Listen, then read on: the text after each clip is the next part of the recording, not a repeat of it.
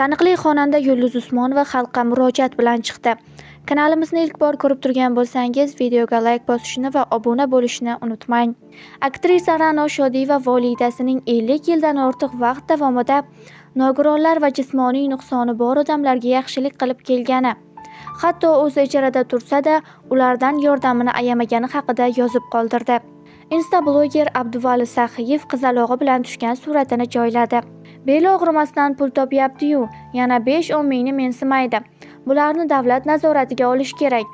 O'zbekiston xalq artisti Yulduz Usmonova tilanchilar ko'payib ketayotgani haqida murojaat bilan chiqdi. Olimpiada chempioni Diyora Keldiyeva haqida hujjatli film premyerasi bo'lib o'tdi.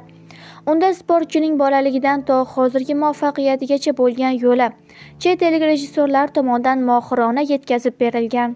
Og'abek Sobirovning to'yda qo'shiq kuylayotganida ustidan pul sochilayotgani aks etgan videosi tarqaldi.